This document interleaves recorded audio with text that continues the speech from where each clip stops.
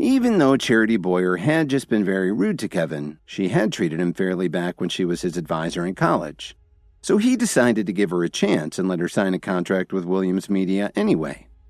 "Thank you," Charity replied gratefully. She suddenly felt incredibly relieved that Kevin hadn't held the whole parking garage incident against her, and she followed Miss Wilson into the Williams Media building. When Kevin and Dr. Willow got up to his office, he offered her a seat on the couch while he went to his desk and booted up his computer. "Kevin, I really didn't expect to find out that you're the CEO of Williams Media," Dr. Willow said incredulously. "Well, I'm not in the habit of going around bragging, plus, you never asked me," Kevin said playfully as he stared at his screen and skimmed the files that Miss Wilson had sent him. Over the past few days, 7 or 8 advertising companies had canceled their contracts with them. There was something fishy about this, and there was no way it could be a coincidence. Just then, Kevin's phone suddenly rang. He looked at the caller ID and saw that it was Tyler Dawn. As soon as the call connected, Tyler hurriedly got to the point. "Kevin, did you ask Lily to give her Jones family shares in that import-export company to Grandma Jones?" "Really? Why do you ask? Is something going on?" Kevin asked as he started to frown. "I just came to Chicago to work on one of my projects. As soon as I got here, I found out that all of the shares of the foreign trade company are now owned by the Jones family." "Was this your decision, Kevin?" Tyler asked apprehensively. "I didn't know about any of this. Besides, I don't have anything to do with the Jones family anymore. As for the import-export company, you can do whatever you want with it," Kevin said as he abruptly hung up the phone. However, Kevin had already guessed what was going on. The Jones family must have taken advantage of his absence and stolen the shares from Lily. When he thought about this, Kevin felt particularly annoyed. He had repeatedly told Lily to hold on to the shares for as long as possible, but he didn't expect her to be so foolish. How many days had it been since he left? After thinking about it carefully, Kevin decided to call Miss Wilson into his office. "Miss Wilson, please go and find out what's been going on in the Jones family for the past few days," Kevin ordered plainly. Kevin had given up on the Jones family, but he still didn't want to lose Lily, especially after all the time they'd spent together. On top of that, things had been going so well until that scene in his parents' hospital room. "Yes, sir. I'll get on that right away," Miss Wilson replied. After a moment of hesitation, she asked him, "Mr. Williams, there's one more thing I'd like to talk to you about." "I'm sorry, but I'm busy right now," Kevin replied curtly as he continued to stare at his screen. "The Pearl family is having an auction tonight, and we received an invitation to attend," Miss Wilson said politely. "I don't have time for it," Kevin said as he gestured for Miss Wilson to leave. He didn't want to join in the fun. Besides, he'd always thought that auctions were just a way to artificially drive up prices on things that just weren't worth it. He wasn't in the mood to waste his money on one. "Sir, you may want to attend this auction. The Pearl family has several important projects with our company. Besides, I heard that there may be a Dream Lover necklace in this auction, so," Miss Wilson said with a hopeful look in her eyes. A Dream Lover necklace was something that every woman yearned to own. Although Miss Wilson was very well off, she definitely couldn't afford one. Still, she couldn't pass up a chance to see one up close and in person. When Kevin saw the look in Miss Wilson's eyes, he understood why she was so eager to attend the auction. He thought about how hard Miss Wilson worked to help him manage Williams Media, especially with all his absences lately, and he figured it was about time he did something to reward her effort. "All right, then you can come along with me tonight," Kevin said with a smile. "If they have one, I'll buy it for you." Thank you, sir," Miss Wilson said excitedly. She felt really lucky to be working for a CEO like Kevin. Someone like him only comes along once in a lifetime. Suddenly, Kevin turned around and looked over at Dr. Willow, who had been sitting patiently on the couch this whole time, and then he said, "I'm sorry about this.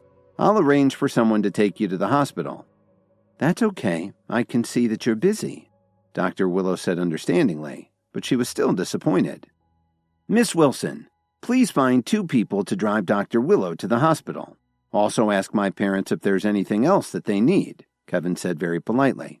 "Yes, sir. I'll take care of that," Miss Wilson answered excitedly.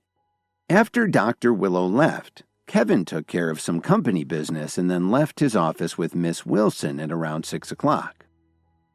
Even though it was still early, many people had already arrived at the auction house. After entering the large hall, Kevin saw a familiar figure in the crowd. "I had no idea you were interested in auctions like this," Kevin said as he patted Dalton Steele on the shoulder. At the same time, he made sure to greet his wife, Miranda. "To tell you the truth, I didn't really want to come here, but Miranda was bored at home, so she decided to check it out. I figured I'd see what all the fuss was about," Dalton explained as he looked around. "How come I don't see your wife here?" Kevin shook his head helplessly. He turned around and said to Miss Wilson, "Please feel free to take a look around. I'll call you when the auction starts." Miss Wilson nodded respectfully and turned around to head over and look at the items that would be up for auction. "So, Kevin, I see you didn't bring your wife along, but I do see that you're here with a very beautiful woman. Be careful or I may tell Lily," Dalton teased with a smile. Just then, there was a commotion at the entrance to the auction hall. Kevin and Dalton looked over and saw Phoebe Anderson walking in, dressed very elegantly. She was drawing a lot of attention. Not good, Kevin thought to himself. Because he'd been so busy with his parents for the past few days, he hadn't replied to any of the messages that Phoebe had sent him. Before Kevin could react, Phoebe was already standing right in front of him. She said happily, "Kevin, so you're here too. Why didn't you let me know? I just got here a few minutes ago. What a coincidence," Kevin said awkwardly. He could feel her father Truman's eyes burning right through him. At that very moment, Truman was standing in the doorway giving Kevin a death stare. "Dad, who is this guy? Why did Phoebe get so happy when she saw him?" a well-dressed man asked in confusion. "His name is Kevin," Truman said grumpily. Ever since Phoebe had come back from the camping trip, she'd been staying at home all day long. She was very unhappy, which made her father very concerned. When he found out that Phoebe might be worried about Kevin, who had been injured in the fight with the thieves, "Dad, so that's the useless son-in-law from the Jones family that I've heard so much about?" he asked with a look of disdain in his eyes. "It's true that he's married to someone in the Jones family, but he's really not that useless." After saying this, Truman suddenly turned and looked at the man in the eyes. Then he said with a strange expression, "Isaac, it's still a little too early to call me father." "No problem. Anyway, it's going to happen sooner or later. I thought you might want to get used to it," Isaac Holden replied with a smile. "First, you need to do something about that brat Kevin Williams," Truman said as he patted Isaac on the shoulder and walked away. Isaac immediately understood what he meant. He walked over to Kevin and said snottily, "I was wondering where that smell was coming from." Then Isaac patted Phoebe's shoulder and gave Kevin a conceited look. "Isaac Holden, what are you doing?"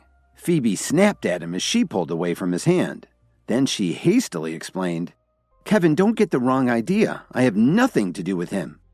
"Phoebe, why are you explaining yourself to this parasite? Besides, your father has already given me his blessing. Are you still playing hard to get?" Isaac whined. He was definitely not pleased to hear her say this. "And who are you?" Kevin asked flippantly. "You want to know who I am? I'll tell you," Isaac said as he turned up his nose. "My name is Isaac Holden, and I'm the sole heir to the Holden family's pharmaceuticals company." "Pharmaceuticals? No wonder you're such a headache," Kevin said with a loud laugh. He didn't care at all what Isaac thought of him. Please subscribe to the Pocket FM YouTube channel and press the bell icon for instant notification. Check out our channel for more such exciting shows.